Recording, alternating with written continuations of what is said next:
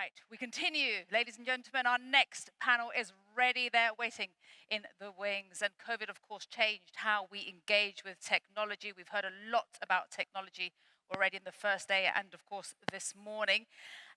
With an increasing amount of people wanting a contactless experience for health and safety reasons, of course. But the reality is that the sector has been working for years to provide seamless and contactless end-to-end experience. And over the past few years, we've witnessed changes in spending habits that accelerated dramatically, of course, during the pandemic. What a time that was. And of course, we saw an increase in the number of people leading a very cashless life. Please join me, ladies and gentlemen, in welcoming the amazing CNN's Eleni Giokos and her panel to explore the future of technology-enabled travel. The stage is yours. Good morning, Maria, thank you.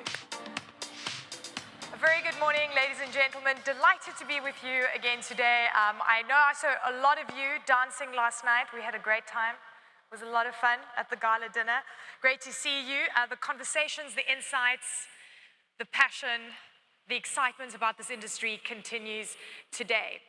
And we have one of the most exciting topics, and I'm really happy to be having a fantastic panel with me today to discuss this. Is the future seamless and contactless? I want to refer something to what His Excellency, the Minister of Tourism of Saudi Arabia, said during the opening session yesterday. He said, "My wish would be a completely frictionless experience. No matter where I go, everything is on one platform, whether it's my vaccines, whether it's all my flights, the way I pay, the way I travel, that I don't have to have a plethora of paper." And it really struck me and it really resonated with me because I think this is going to form the basis of our conversation. I'd like to introduce my panel this morning, the Honorable Deputy Prime Minister of Tourism, Investments and Aviation for Bahamas, the Honourable Chester Cooper. Welcome, sir. Thank you Fantastic very much. to be with you today. A full disclosure, I have not been to the Bahamas, but it's also on my list. There's a lot of lists that are growing for me.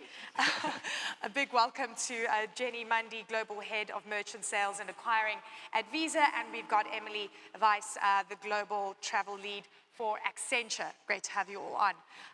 Deputy Prime Minister, I'd like to start with you. You know, the Bahamas really relies heavily on tourism. It is your bread and butter in so many ways. I'm sure that during the pandemic, you had to take a lot of tough decisions. We saw demand destruction, and now we're heading into a new era, hopefully one where travel has returned. Could you give me a sense of what you're seeing right now in terms of trends? And importantly, do you feel and do you see a big shift to a more seamless experience? Thank you. Let me firstly thank the Kingdom of Saudi Arabia for the hospitality and His Excellency Al Khatib. Tourism is 50% of our gross domestic product in the Bahamas and accounts for 65% roughly indirectly for jobs. So as you would imagine, we experienced adversity during the COVID crisis, but there is a saying that out of adversity comes opportunity. So we've had an opportunity, the world has had an opportunity to reimagine tourism. And when we talk about seamless travel, the reimagination goes from the booking at night to the travel seamlessly through the airport, perhaps passing through a biometric corridor where you don't need to have contact with anyone. Just pass through, a camera takes your photo, you get on the airplane without having to have that contact, and then you arrive in the Bahamas, you get in your taxi or your rental car without having to present a form of payment. You arrive at your hotel, you check in. The next day you are on a beach buying a lemonade with that same one portfolio wallet. From the booking straight through to the beach, you've not been able, you didn't have to make contact with anyone. I'm just thinking about the beach, not about paperwork and everything else that I need to do, right? It is a little fanciful, but I believe in our lifetime it will happen. In our lifetime, okay, that's really exciting. Jenny, I want to bring you in here because there was a few sort of interesting data points that show that we're actually doing quite well. Global cross-border travel now exceeding 2019 levels by 16%. That's excluding intra-Europe travel. That is phenomenal. That is phenomenal, because we've looked at a lot of data points, right? And we're looking to what, where we are right now. And I think this is very telling.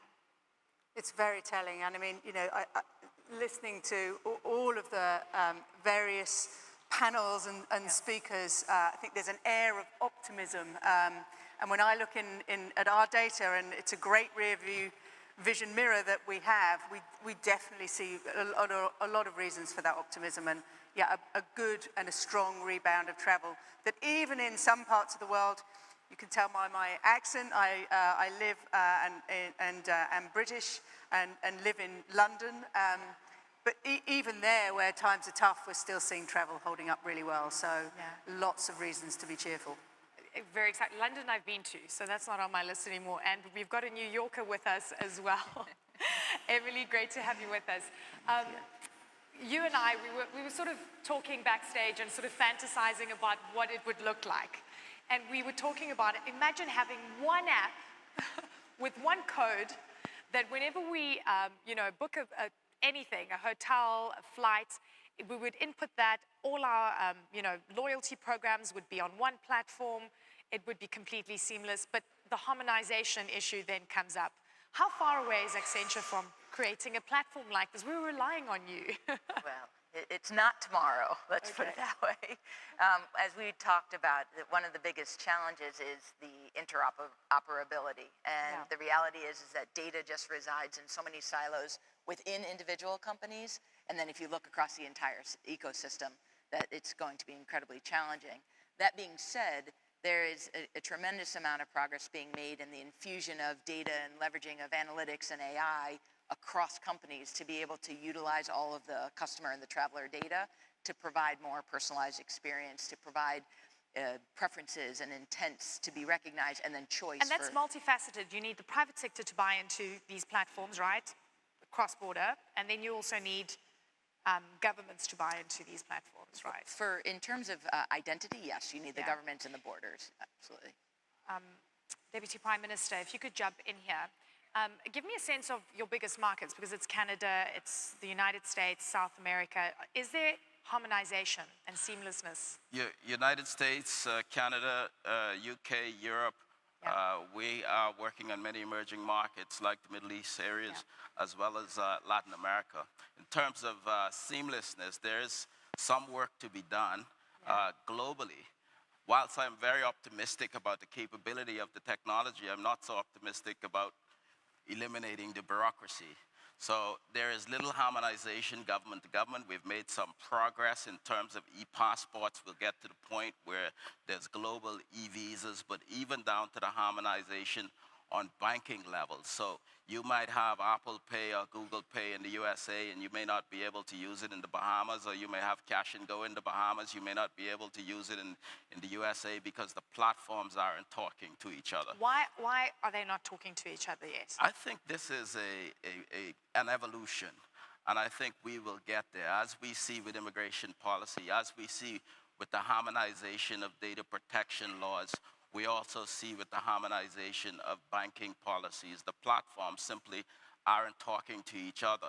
You can use a Visa or a MasterCard anywhere in the world, and there's automatic conversion, but I believe it's only 20% of people around the world who have credit cards. I believe there's 50% who have wallets, but the wallets don't automatically convert.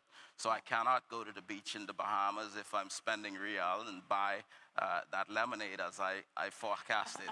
At least not yet, but we will get there. Okay, how can Visa help?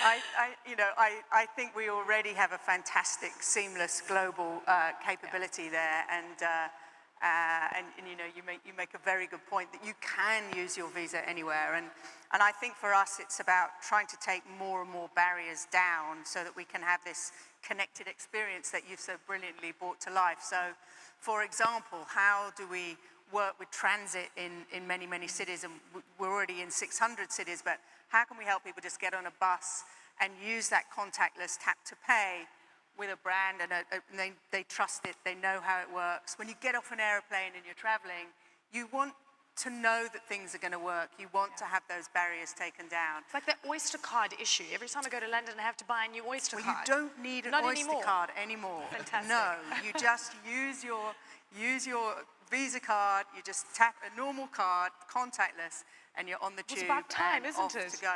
And 600 transit systems now around the world, and these are the things that make a massive change. Yeah. I mean, it seems very small, but those barriers are making payments a properly integrated part of that experience. So it's really seamless and really connected, I think is a vital part. Emily, how would you say the pandemic changed, you know, the way that we travel from, I want to talk about the technology, right? Because everyone sort of became very digitally savvy. Businesses that weren't on digital platforms suddenly were like, okay, we need to catch up. Cash was definitely not king. We had to try and get into sort of a cashless way of working and thinking. Is there a legacy of this trend from the pandemic?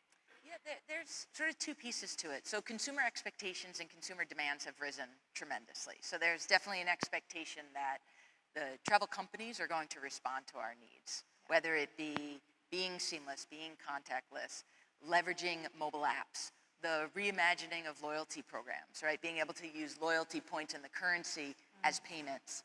There's all different demands now coming from the consumers so that they're not stuck in the old ways, and they're expecting that we're not just coming out of the pandemic and seeing the travel companies operating in the same manner that they had been previously. What are the companies telling you? What is the private sector that's approached you telling you right now in terms of the tech that they want? Well, number one, I think, is everyone got caught in a situation where the movement and the migration to the cloud was behind schedule in the travel industry. The adoption of AI is a bit behind in the maturity of it. And all of that is now in a bit of a catch-up mode. And there's a tremendous amount of work being done by the travel companies in the private sector, adopting cloud technology, allowing them to leverage data to provide more customized and preferential treatment so that customers can not just be, you're not just providing their choices to them, but allowing them to direct the travel companies to what their needs are. We're seeing that through use of data. Deputy Prime Minister, you know, when we talk about a cash-free society, and I think emerging markets still very much operate with a lot of cash, right? It's part of the fabric of those societies, but there's a big move towards a cash-free society. How does this translate into what you're seeing in the Bahamas? You've got so many islands, you've got so many different communities that you're dealing with. Could you give us a snapshot of what is happening, you know, in terms of no cash, moving, you know, sort of doing the big evolution from cash into a different payment system? I think you rightly point out that moving towards contactless and cashless is influenced by culture, and also age and socioeconomic factors. What we saw in the Bahamas is more of a move towards digital payments. I would imagine that 50% of the population of the Bahamas would have used online payments for utility bills during the pandemic for the first time. We have a very open society, though, and we have 7 million tourists coming to the Bahamas, so it is important that that adaptation happens. And what we are seeing is a steady move towards cashless and contactless. The Central Bank of the Bahamas, for example, started a digital version of the Bahamas dollar. We have moved into several local payment wallets. And all of these have caused a movement, but cash is still king in the Bahamas. And in a tourist environment, let's be real. So I've got to draw money when I come to the Bahamas. Well, come with a wad of cash. You can use credit cards, you can use many payment options. We have modernized and we've adapted. But if I go to the small villages and if I go to sort of the smaller, more remote places, I need to have cash. Yes, for the most part. But we are moving to the point where you can use a mobile wallet. Everyone has a digital phone or cell phone that you can use using a wallet, and we're moving steadily towards that. On the issue of contact, we must always remember that tourism is a people business. Yeah. So talking with that vendor on the beach in Exuma, Bahamas is a part of the experience. And whilst there is the convenience and the hassle-free factor, and we want to eliminate the bureaucracy, I think a part of experiencing the people in the location that you visit is a part of the love that people have for our country. There's two words that you've mentioned a lot. It's bureaucracy and the beach. Yes. I love one, I hate the other. I'm going to come to I mean, you've said it so much, like I'm just thinking beach and Bahamas and lemonade, you know. Jenny, I want you to jump in here. The cash revolution is real for so many societies. You know, I'm from South Africa, and I've seen, a huge shift towards, anything electronic. We see the amazing things that are happening in Kenya with M-Pesa. But then we keep asking ourselves, is the cashless revolution real? Is it sustainable? Does it apply to countries, like the Bahamas, for example? And what do you see the barriers to entry being? I mean, we definitely see cash moving more to digital. And there still is a lot of cash in the world. It's not going to go away anytime soon. And we need cash. It's about giving people choice. But definitely through COVID, what we saw is that shift to digital and to online. And, we think about small businesses, and small businesses moving online was something they had to do to survive through COVID. And now they can use that capability to thrive as well. And I think that's a really important point. And when you think about all of the cash in the world, and your great story about the seller on the beach, 2/3 of all cash that we're using in the world is coming in through small businesses. So I think a lot of roads lead to those small businesses. And yes, absolutely take cash, but also where it makes sense to help them take digital payments as well, to make that easy. And to do that, of course, there's other innovations needed. A point of sale, can they afford one of those devices? And what we're seeing now is, we've got already 500,000 out there where you can turn your smartphone, either a Google or an iPhone, into a point of sale and actually accept payments on that. And this is the thing, tipping. More barriers coming down. So tipping, informal sector. So let's talk about this. This is important. If you really want to impact a community when you travel, right? You're going to go to the seller on the side of the road. You're going to focus on the informal sector, and you want to tip people. You do. And if you're not holding cash, it becomes a problem. So digital tipping, we're seeing more and more capabilities. So I was at a beauty salon just last week. They've got a little QR code on the desk. You can scan that, tip your therapist, or as well. And this is from a London example in the museums in London.